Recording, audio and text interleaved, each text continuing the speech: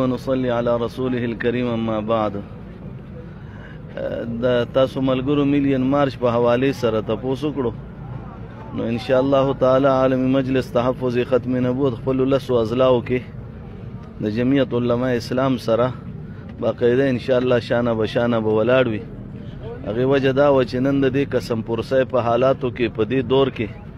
چې د امام الانبیاء صلی الله علیه وسلم د ناموس د تحفظ په سلسله کې جمعیت علماء اسلام زمونږ سرپرستی وکړه. مونږ په هغې باندې تهدل نه او د زړه د هغه کومې نه ان شاء الله تعالی د جمعیت علماء په حق کې صرف دلته دنیا کې نه بلکې په آخرت کې به مونږ ان شاء الله تعالی دا شهادت کوو چې د خپل خوږ پیغمبر صلی الله علیه وسلم د ناموس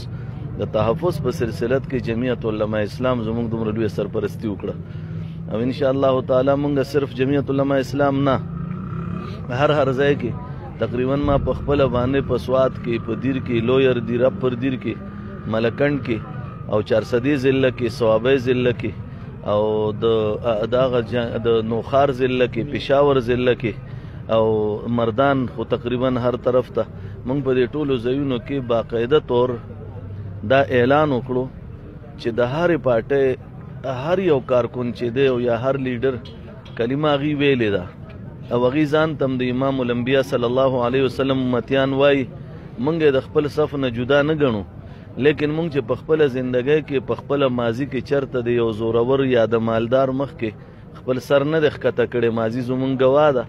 علاقایي سطح باندې هر څوک د دې ګواه دي چې زورور سړي ته هم سترګو کې سترګې میلاو کړي دي نو خبره هم کړې ده او کوو به م انشاءالله تعالی.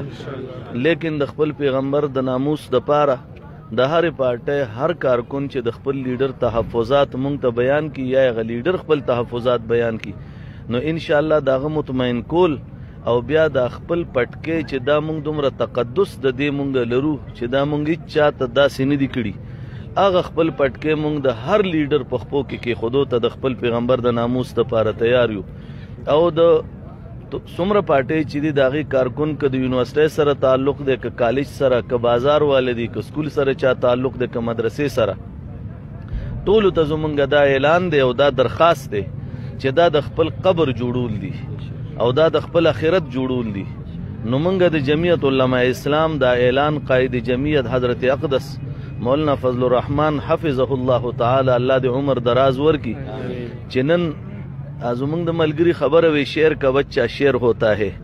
نن په میدان کې هغه د شعر بچې الحمدلله مونږ له الله شعر جوړ کړو. که خلک څوک دا ووایي تاسو خو ورته شعر وي مونږ وایو او زمونږ پیغمبر صلی الله علیه وسلم خالد بن ولید ته اسد الله ویلو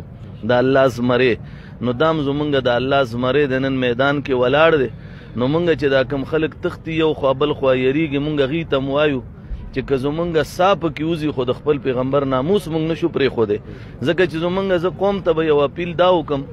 چې زمونږ اخري سهاره چې ده نو هغه محمد رسول الله صلی الله علیه وسلم د دې نه علاوه بله سهاره نشته. نو مونږ وایو چې دغه اخري سهاره خو کم از کم مونږ راونیسو. زمونږ د ګناهونو خو انبار دی مونږ خو د ظلم و ستم په هغه چکی کې ونښلولی شو لیکن هغې ته مونږ برداشت ته غاړه کېښوده برداشت هم کړه مونږ سختی برداشت کړې. مونږ هر قسم ظلم و ستم ته ګورو چې لا قانونیت بول بالا ده هغې ته مونږ غاړه ایښې ده لیکن کم از کم د محمد رسول الله صلی الله علیه وسلم په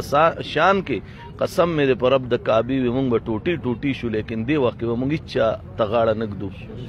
مونږ به د هغه د پیغمبر د ناموس دپاره صلی الله علیه وسلم چې هغه په مونږ باندې ننګ کوي چې الله زه ستا جنت ته نه ځم چې زما د آخري امتیان د آخرې زمانې سو پورې جنت ته نه تلي. نو مونږ په خپل پیغمبر دومره ننګ هم نشو کولی چې میدان ته راوځو. نو زما هرې پارټۍ والا ته هر کارکن ته هرې طبقې سره تعلق لرونکي ته لکه دلته مردان کې ګورم نو تقریبا هرې طبقې خپل بازارونه بند کړه خپلو دکانونو ته اعلان وکړو چې سبا به مکمل بند دي هر څه او انشاءالله عالم کفر ته به دا ښایو ټوله دنیا کې به څوک ګوري انشاءالله دومره د انسانانو سمندر به نه چا لیدلی وي نه به آینده وویني انشاءالله. او که آینده هم ویني کوم ځای کې نو هغه به صرف د محمد رسول الله د ناموس په سلسله کې ویني انشاءالله تعالی. مونږ دا ټول قوم ته اپیل دی دا علماء کرام ټول مونږ سره دي